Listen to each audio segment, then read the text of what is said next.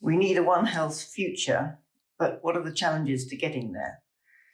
One Health is an integrated, unifying whole systems approach that recognises that the health of humans, animals, plants, and the wider environment are closely linked and interdependent.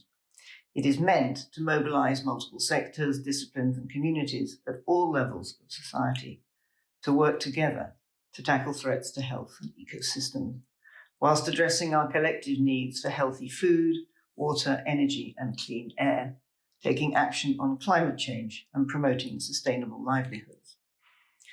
The COVID-19 pandemic has underscored these interlinkages and demonstrated the huge spillover effects into food systems, livelihood disruption, climate change mitigation, trade, and sustainable development.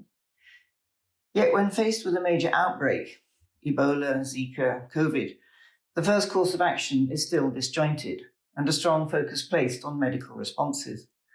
Often the social and economic aspects of a disease, event, or outbreak are just an afterthought.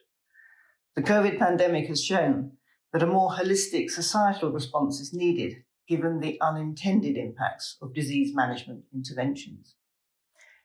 Currently, human, animal, and environmental health are often seen as distinct sectors, and an organisational culture of silos constrains collaboration between the different institutions and disciplines dealing with animal, human health, and planetary health. There's a lack of interdisciplinary cooperation, collaboration, and coordination between animal, human, and environmental practitioners in operationalising One Health frameworks. And understaffing and underfunding of key institutions continues to be a major challenge.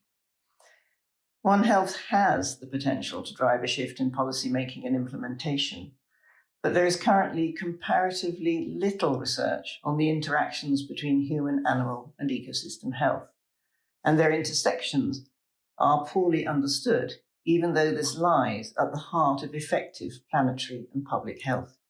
A great deal of good work has been done by the FAO, the WHO, and UNEP to develop a programmatic framework for One Health, and several countries in the Global South are working to develop One Health multi-sectoral approaches. But the majority of countries are hampered by traditional disciplinary specialisms, divided policy efforts, and compartmentalised funding flows. Our experience at the Institute for Global Prosperity, working on TB control, has shown us that there is an absence of formal and legal linkages between the environmental, veterinary, and human health departments, which constrains government, community, and farmer response.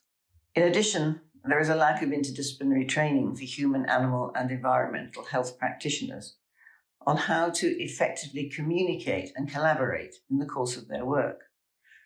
Overall, there's been too narrow a focus on One Health as a proxy for zoonoses, and in the majority of countries, the environmental aspect of One Health is not well integrated into conceptualization, training, or response. Climate change and environmental degradation and land use are factors that increase the risk of environmental contamination and food toxicity and facilitate disease transmission. But there is little emphasis on waste and water management, soil health, and so on. There is therefore a genuine need for policymakers to go beyond the rhetoric of One Health and implement genuine health management policies that bridge human, animal, and environmental health. But it is exceptionally difficult for them to do so in the absence of case studies, models, and metrics that demonstrate plausible pathways to human, animal, and planetary health. The current emphasis is on adopting the One Health approach rather than explicitly addressing intersectoral coordination, developing theories of change, conducting experiments, and working towards proof of concept in context. At the IGP, employing interdisciplinary methods such as participatory visual methods, surveys, participant observations, farmer focus groups, among others, we've been able to show that understanding human behaviour is important in defining, developing, and implementing the whole systems approach that One Health requires. What is needed then? We need to work with integrated local, regional, and national approaches, with surveillance, response, and treatment and repair or regeneration addressed by communities of practice that integrate farmers, communities, health, veterinarians, agricultural sciences, nutrition, soil and water management, and food safety.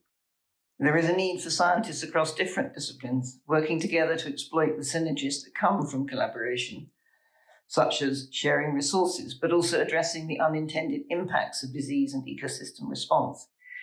We need to shift from a multidisciplinary to a transdisciplinary approach to addressing challenges at the intersections of human, animal, and ecosystem health.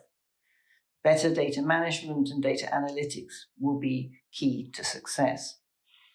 Increased community and public engagement and communication are required to address the misuse of antibiotics, fertilizers and pesticides, poor animal waste management practices, and soil and water contamination in farming. But yet we need to recognize that education will not be enough. We need to move now quickly to experimentation, evaluation, and proof of concept, and make a One Health future a reality for all.